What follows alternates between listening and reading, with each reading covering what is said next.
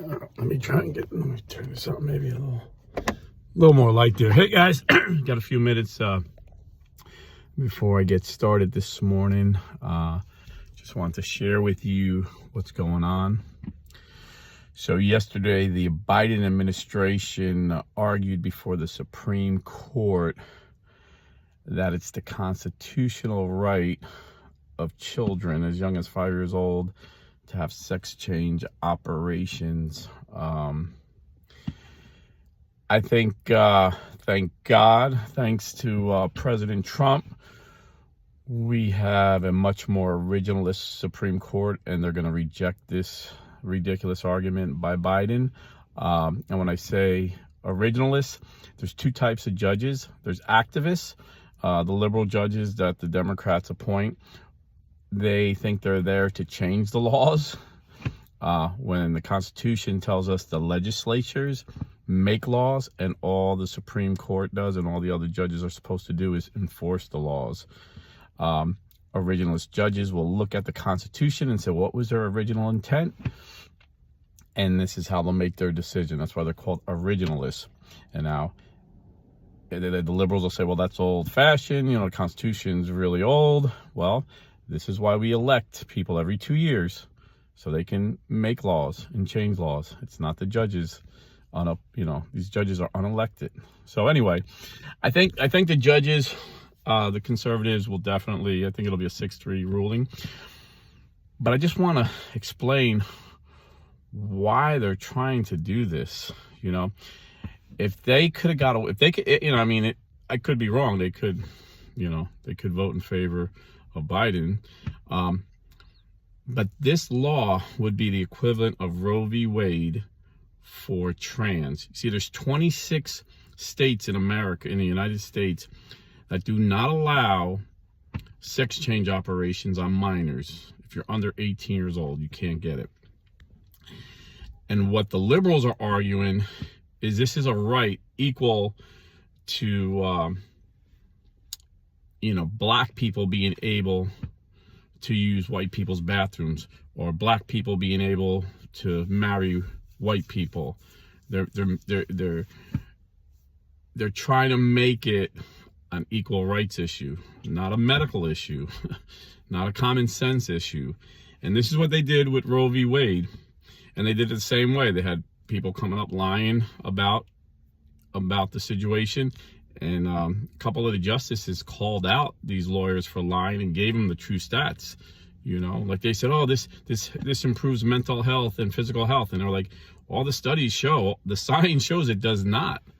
And then the one lawyer said, well, it prevents suicide. And he said, no, the studies showed it did not prevent suicide. And she said, well, suicidal thoughts were less. That was her comeback.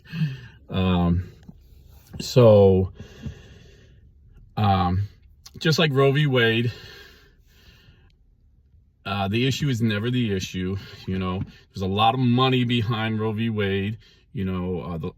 I believe it was Bernard Nathanson. He said he lied to the Supreme Court because they already had in their medical offices, they were ready to make a ton of money once abortion was legal, and they did. He made millions of dollars killing babies.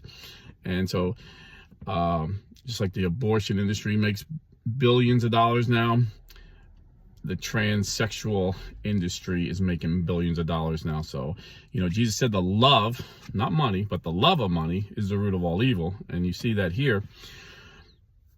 But Democrats are opportunists. And just like Obama's chief of staff, Rahm Emanuel, said during the financial crisis, oh, never let a good crisis go to waste. And they used that to put in all their socialist programs that Obama dreamed of doing. And Nancy Pelosi repeated that phrase during a pandemic, and they put all their anti-science pandemic rules and regulations, their tyrannical rules. And why do they do this? Because they do it for power and control. See, for a tyrannical government to control its people, they have to have a people that are afraid to question the truth. So they'll come up with the most anti-science, most ridiculous thing, and then if you oppose it, they'll make you look like an idiot, like a bigot, like a horrible person. And you seen Mark Zuckerberg testified that the government pressured him during the pandemic not to allow these scientists and doctors who were actually given the true science during it, and now we know they were right, pressured not to let them talk. And then, the laptop from hell, Hunter's laptop, which is now proven to be true, and the FBI admits it's his, they were pressured not to allow that. So a tyrannical government can't allow people to question truth, no matter how ridiculous it is. So Britney Spears just came out and identified as a 5-year-old. I don't know if it's a joke, but according to TMZ this morning, her friends are worried about her. She made a weird Instagram video. I didn't see it, so I don't know if it's a joke, but her friends are taking her serious. She said she's moving to Mexico, and she just turned 5 years old, and she's starting kindergarten there. So now if the government tells us, oh, you can't judge her. She identifies as a 5-year-old. She's a 5-year-old. She has to be let go into kindergarten. You would say that's ridiculous. But how much more ridiculous is a grown man, Leela Thompson, who's 6'5", 250 pounds, buff dude, his 4th year of college after he swam Division I college for 3 years and was an average swimmer, says he identifies as a man, keeps his girlfriend, no mind you, the whole senior year, and becomes a champion college swimmer, goes into the women's lockers room with his male parts hanging out naked. He didn't have surgery. He just identifies as a girl. And Riley Gaines, who came face to face 6 inches away, where she was naked and he was naked, and no one said they were going to allow this guy into the girls' locker room. And then she had to compete against him.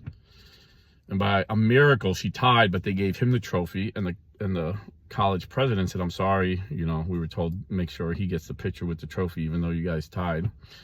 But then he went on to blow away like Olympian athletes, female Olympian athletes, and he became the champion. That is so ridiculous. But Riley Gaines was called a bigot. She was shouted down when she tried to speak out against it.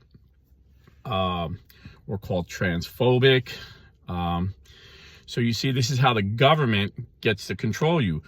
They have to have you to believe whatever they tell you, no matter how ridiculous, no matter how anti-science. Same thing with the pandemic. They were telling us the most anti-science. And, I've been in health most of my life, and I knew right from the get-go, this is ridiculous. And, I was quiet about it, except on Rumble. I talked a lot about it, but I was kind of quiet about it. But me and my family went around. Nothing changed, I was a milkman. I never missed a day of work.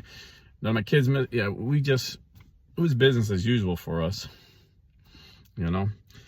And now it's coming out in the latest report that Fauci was just making stuff up. He admits it. It was anti-science, what he was doing. Sorry about that, guys. My light went out. I'll put it back on. So anyway, they do this to control us. But thank God Trump won, and we're going to get some common sense back in. But getting back to the trans thing yesterday, I'm doing the Trump weave where I go away and come back to the beginning.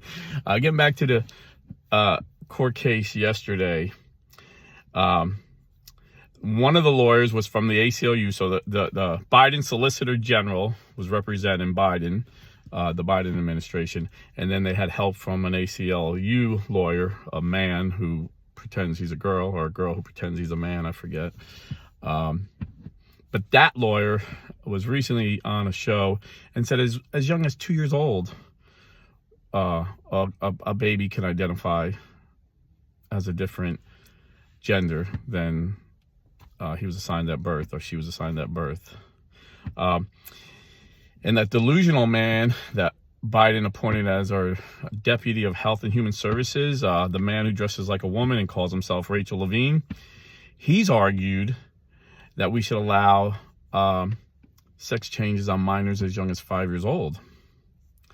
And the science that the judges, I think it was Kavanaugh and Alito, presented to Biden's lawyers was that this is not safe. This is very dangerous, and there's many people that regret it and want to detransition. And in Europe, they're banning this on minors. They're making it very, they're restricting it severely on minors. And they led the way. They were the first, and they realized, wow, this is not healthy. This is not normal. This is a mental illness. Just like Britney Spears apparently has a mental illness that she identifies as a 5-year-old. If a boy identifies as a girl, he needs mental help. He needs spiritual help.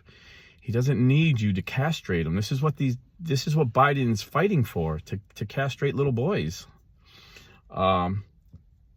It's like I said, it's $1 billion industry, because once that happens, they're on a lifetime of hormones. A lifetime of hormones. There's women dealing with hormones issues, grown women that don't take them because there's risks. There's risks involved with every drug. So imagine giving hormones to a little kid. This is so anti-science. This is freaking mad medicine, like quack medicine. But they want us to accept it as normal. They want us to normalize this.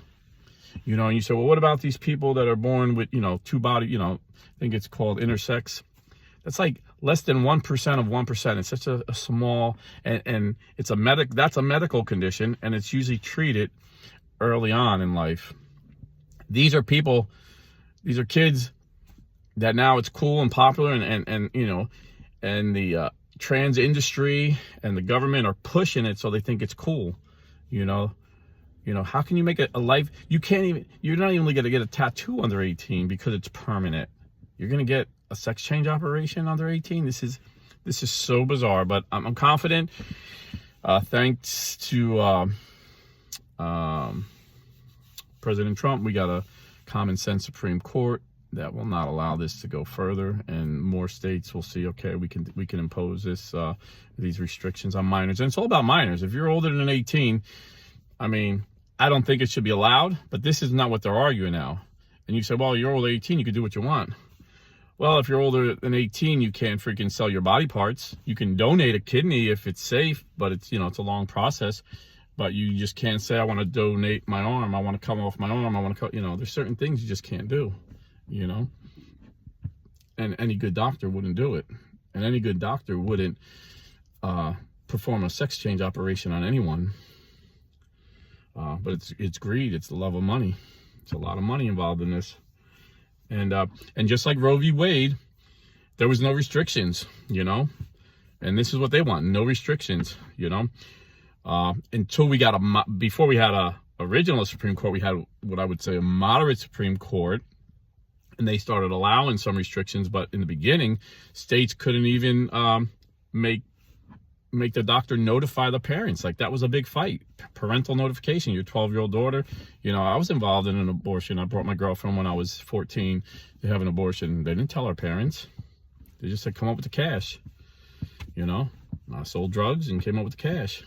This is a demonic industry. The abortion industry is demonic. And it's no coincidence that Planned Parenthood, the biggest provider of abortion, is also the biggest provider of these sex change operations.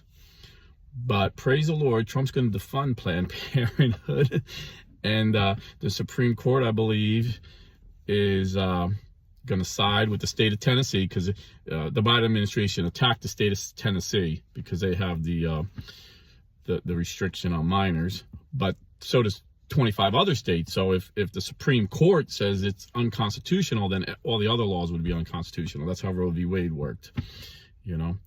It used to be the states decided, and then the liberal Supreme Court, these activist judges, which none of them were judges before. I don't even think any of them were lawyers. I'd have to look into that if you don't hold me to that, but they're basically politicians, activists, Democrat hacks who said no. And they found something in the Constitution that wasn't there. There's no right to abortion in the Constitution. So somehow they twist it to say there was a right to privacy, just like now they're trying to twist it to say this is an immutable right. You're born this way. We can't discriminate against you because of what you're born. That's what they're trying to do. So anyway, yeah, there it is. Biden is probably the most wicked president in my lifetime. Definitely the most corrupt. He's a bad man. He's not a good man. Pray for his soul. And, my Protestant friend says, well, he's a Catholic. No, like the late Keith Green said, going to church don't make you a Christian any more than going to McDonald's makes you a hamburger. Biden is a lost soul heading for hell, and he needs to repent. So God bless and stay Catholic.